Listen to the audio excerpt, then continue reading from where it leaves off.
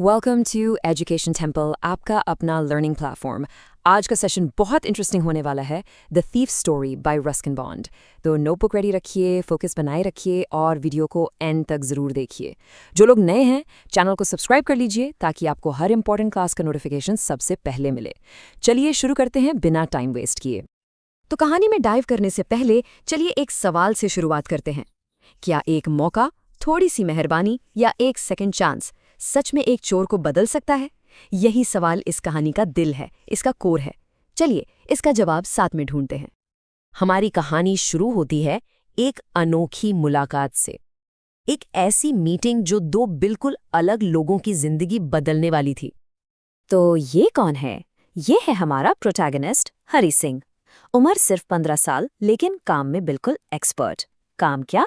चोरी। जब लिखा है फेली सक्सेसफुल हैंड, इसका मतलब है कि इतनी कम उम्र में भी चोरी करने में उसका हाथ काफी साफ था, बहुत अनुभवी था। और यहाँ होती है अनिल की एंट्री। अनिल एक 25 इयर्स का राइटर है और जैसे हरी उसे देखता है, उसकी चोर वाली नजरें उसे स्कैन कर लेती हैं। क्यों? क्योंकि अनिल उसे easy going, kind and simple लगा, मतलब एकदम सीधा साधा, आसान टारगेट।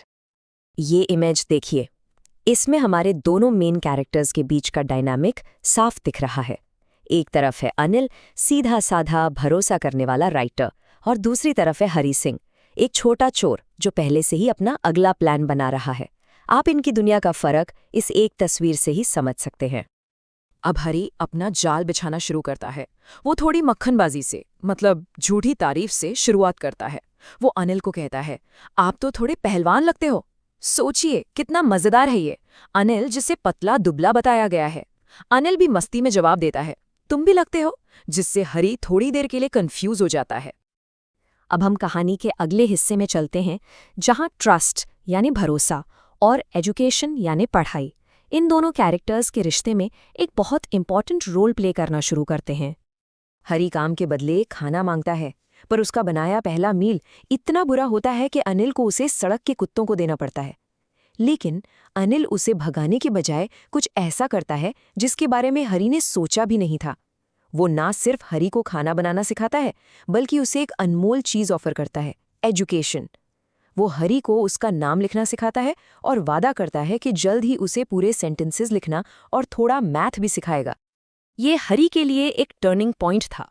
उसे एहसास होता है कि पढ़ाई लिखाई उसकी जिंदगी की दिशा पूरी तरह बदल सकती है। वो एक छोटे मोटे चोर के बजाय एक इज्जतदार आदमी बनने के सपने देखने लगता है। वो समझ जाता है कि अगर वो पढ़ लिख गया तो उसके अचीवमेंट्स की कोई सीमा नहीं होगी।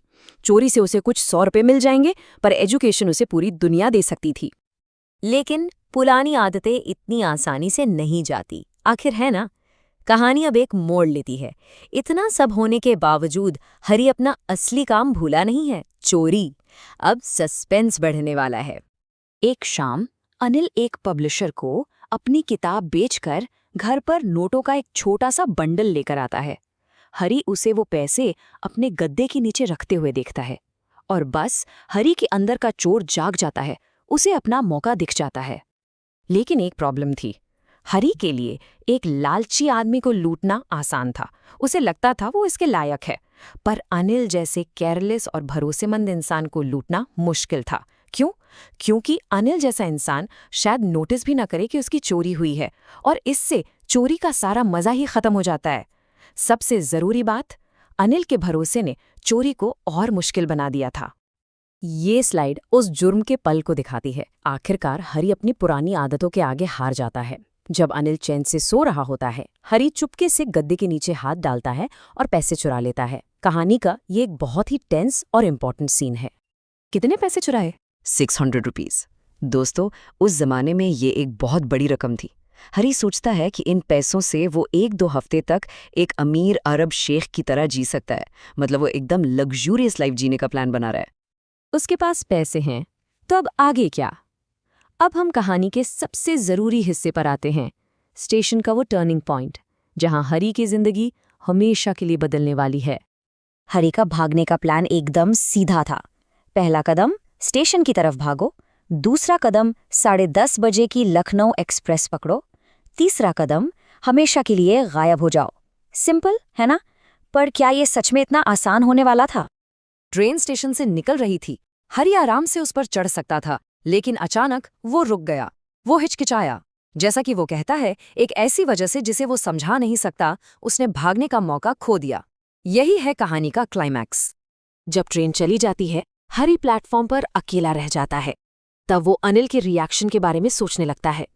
वो जानता था कि अनिल पैसों के लिए दुखी नहीं होगा, दुख तो भरोसा टूटने का होगा। और इस एहसास ने हरी को अंदर तक हिलाकर रख दिया। स्टेशन के प्लेटफॉर्म पर अकेले बारिश में भीगते हुए हरी को सब कुछ साफ साफ समझ आता है। उसे एहसास होता है कि चोरी करना आसान है, पर उसके बदले में मिलता बहुत कम है, बस कुछ 100 रुपए। लेकिन पढ़ाई करके एक इज्जतदार आदमी बनना, वो कुछ और ही बात थी। वो एक ऐसा रास्ता था जो उसे 600 रुपयों से कहीं ज्यादा दे सकता था। और गहरी समझ के साथ हर एक फैसला लेता है।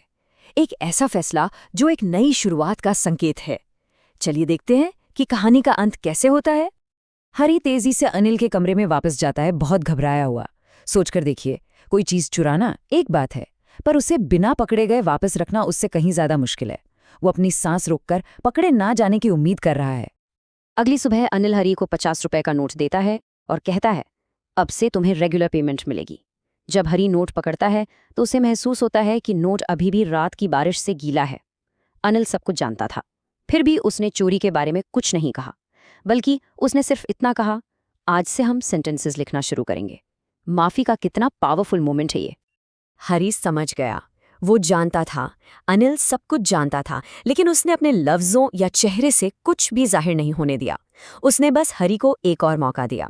और इस बार जब हरी मुस्कुराया तो वो उसकी नकली अपीलिंग स्माइल नहीं थी जिसे वो लोगों को फंसाने के लिए इस्तेमाल करता था। जैसा कि लिखा है, ये अपने आप आई बिना किसी कोशिश के। ये दिल से निकली एक सच्ची मुस्कान थी, एक बदले हुए इंसान की मुस्कान। तो दोस्तों, आज का सेशन यहीं तक था। मुझे उम्मीद है आपको सब कुछ क्लियर हो गया होगा। ये एक सवाल आपके लिए है, अनिल के माफ करने से हमें इंसानी रिश्तों और दूसरे मौकों के बारे में क्या सीखने को मिलता है? अगर वीडियो पसंद आया हो तो लाइक, शेयर और सब्सक्राइब जरूर कीजिए। आपका एक क्लिक हमें और बेहतर कंटेंट लाने के लिए मोटिवेट करता है। मिलते हैं नेक्स्ट क्लास में एक नए कॉन्सेप्ट के साथ। तब तक के लिए keep learning, keep growing and stay positive. Keep learning with education temple.